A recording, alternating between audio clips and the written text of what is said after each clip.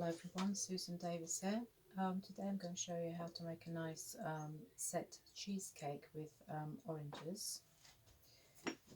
So basically my ingredients, you can bake your own short crust pastry, or shortbread pastry rather, if you like, but I'm going to use ready-made biscuits, and I'm going to enhance that with some pecan nuts. Got orange zest in there, a little bit of butter, and what I'm going to do now is I'm going to mash them up together.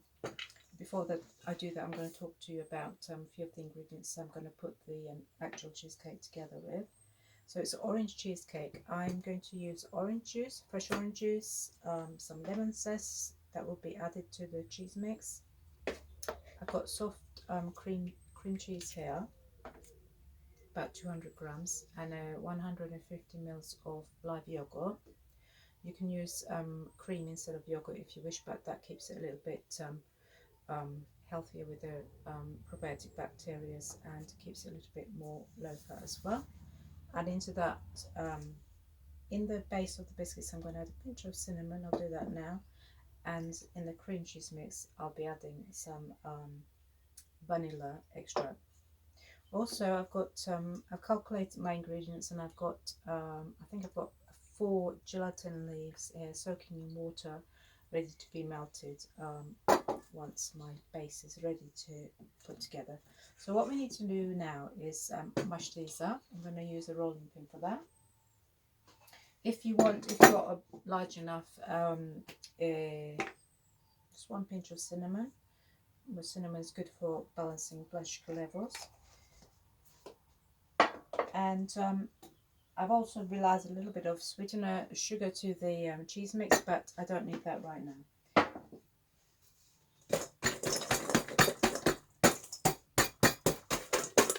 If you've got a large enough food processor, you can pop these in there and just do it like that.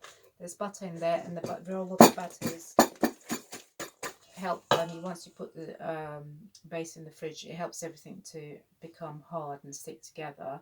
So when you're cutting your cake, it won't fall apart, basically.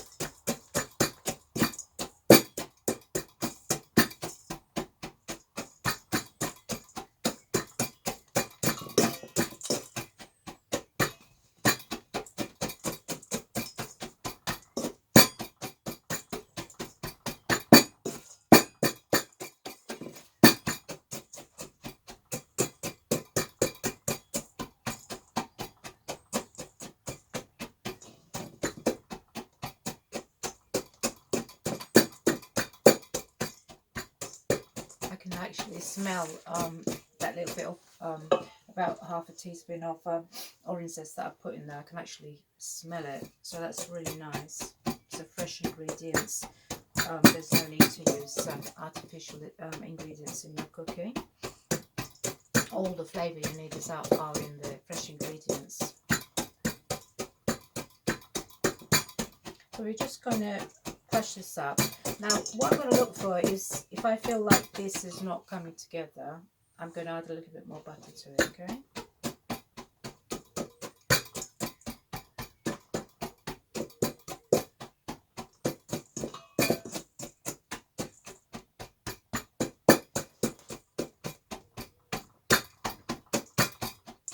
So what we're going to do is, it's coming together. You can see there's a slight bit of tendency to stick together. Just keep going.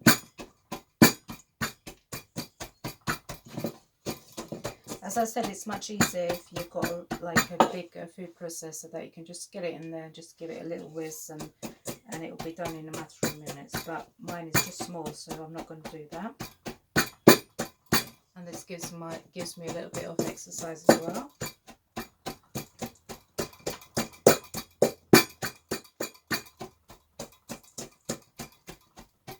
We're nearly there. Come on, let's go.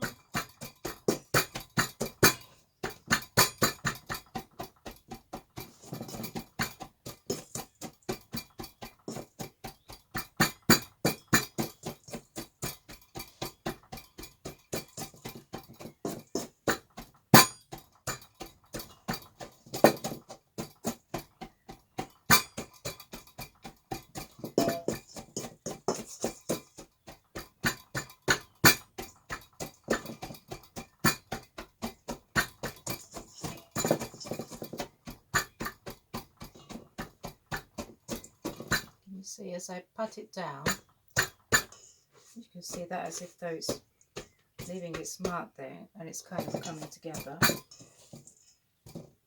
Now I can make this very stiff if I put more butter in it, but I don't want to. I don't mind if it excuse me, slightly falls apart, but I know that would be enough texture there and consistency to keep the cake together. So I'm going to just leave it at that little bit of butter that I've added to that.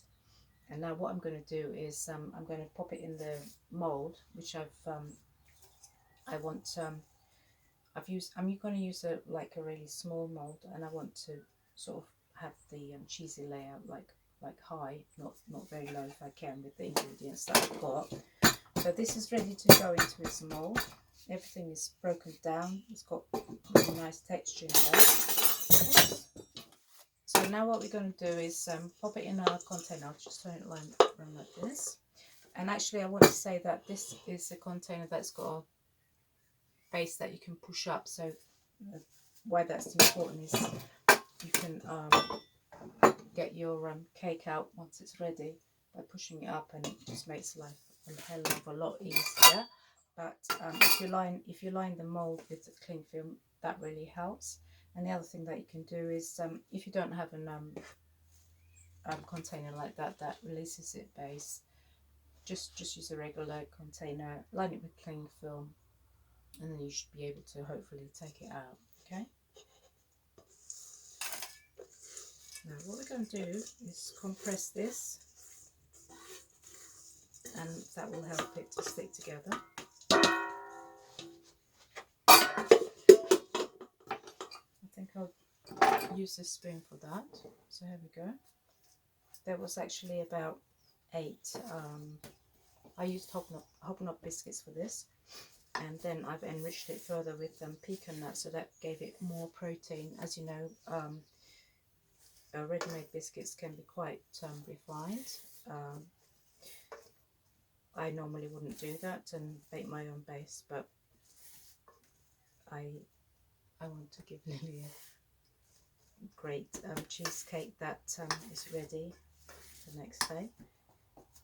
As you know, our children don't like waiting, and this is lockdown cooking, so I'm really just literally gently pressing it down. I'm going to use my fingers in a minute. Let's just go like this.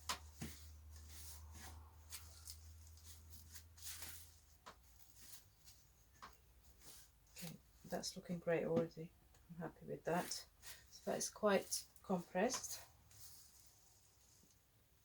Yeah, so this is going to go in the fridge. I'll probably leave it in there for 20 minutes. I'm not going to leave it too long because my mix is going to be fairly thick enough that it won't seep through to make it all too loose.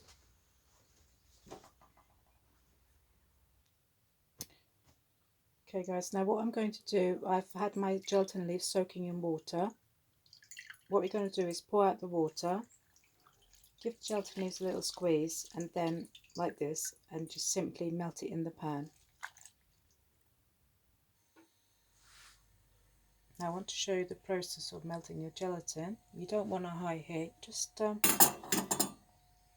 gently melt that soaked gelatin in the pan once you've drained it on heat, and just watch so that you don't have any sort of gelatin legs happening there. And this has melted really quickly, so I'm just going to take that off.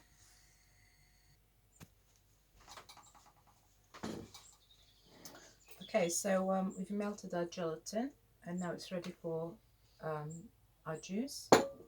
So what we don't want to do is add the gelatin to the cold juice. Instead, we're going to add the cold juice. It's not, it's room temperature, but I'm going to add it to the melted gelatin. And then this is 4-leaf gelatin. I don't want to sort of whisk it, like go crazy with whisking it, but just give it a little mix and let that sit there while we're preparing the rest of the ingredients. Our base has been in the fridge for about 20 minutes. It's quite firm, so I'm not too worried about that. Now in my bowl I've got some orange zest from one orange, finely grated. Into that I'm going to add my cream cheese. This is 200 grams of cream cheese. You can use ricotta, that works really well. We used to use something similar to a ricotta in Cyprus called Nor, and my mum used to make this cake in northern Cyprus, so that was the only option. And she used to use homemade double cream, but we're going to use some live yogurt today. So that's 150 grams of live yogurt, full fat, if you can. Now you're just going to mix these together with some sugar.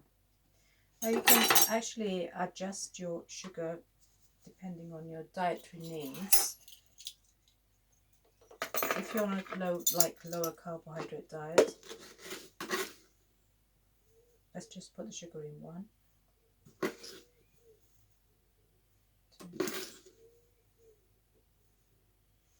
I'm going to put 3 tablespoons of sugar into that. Yes, as I was saying, you'll adjust it to, you can use different types of sugars like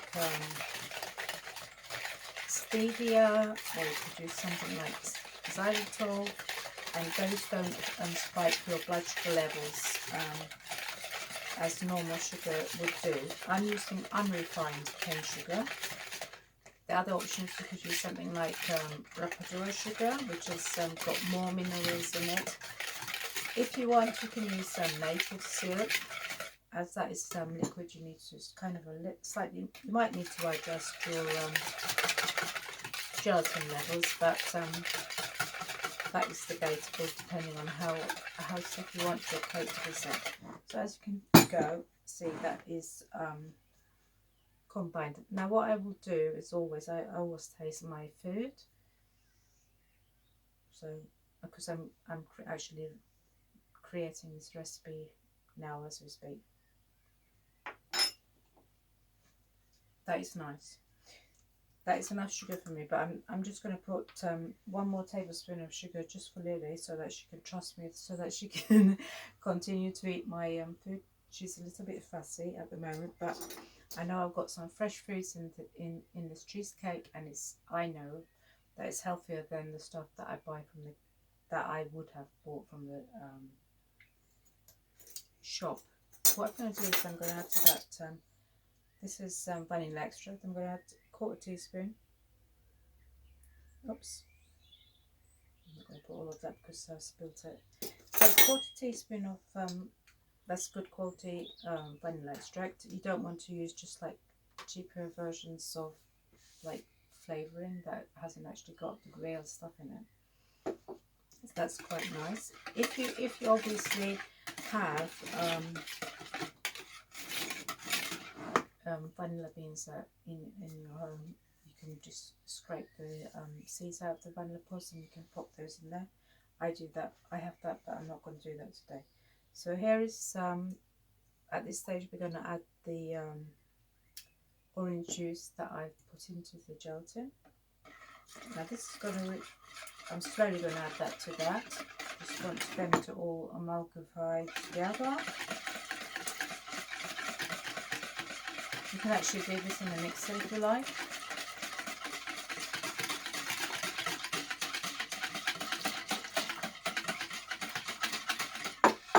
So as you can see, this is alarmingly liquid.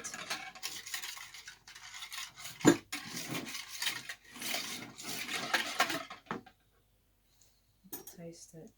I don't think I added that. I'm going to add, as I mentioned, that tablespoon of sugar.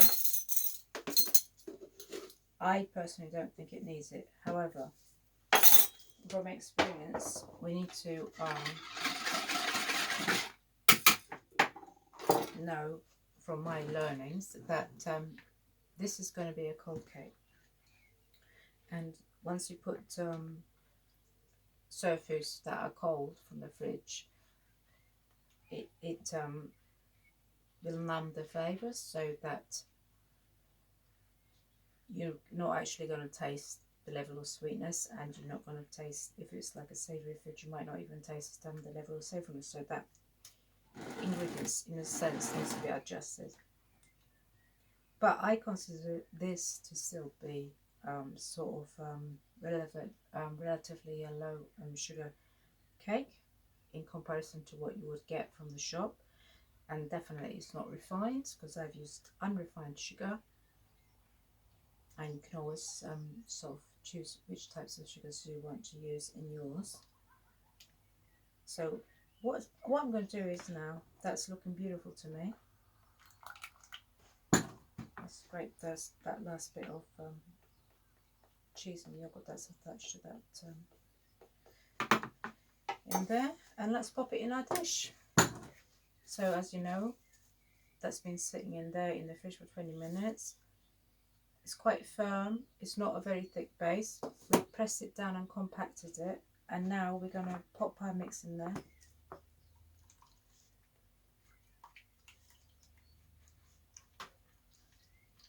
Just scraping all of it. So here we are. This is going to be our cheesecake. I'm going to pop that in the fridge, and I'm going to leave that overnight. Hopefully Lily won't decide that she wants to have a little, her share of it in the middle of the night. But that should sit in the fridge for 4 to 6 hours, I think, minimum, so that we can cut through it. It's not heavily gelatinized, so that I like to keep the texture sort of quite delicate, so it's not over gelatinized, so it has a light texture. And we'll come back to that, and hopefully that would be really nice.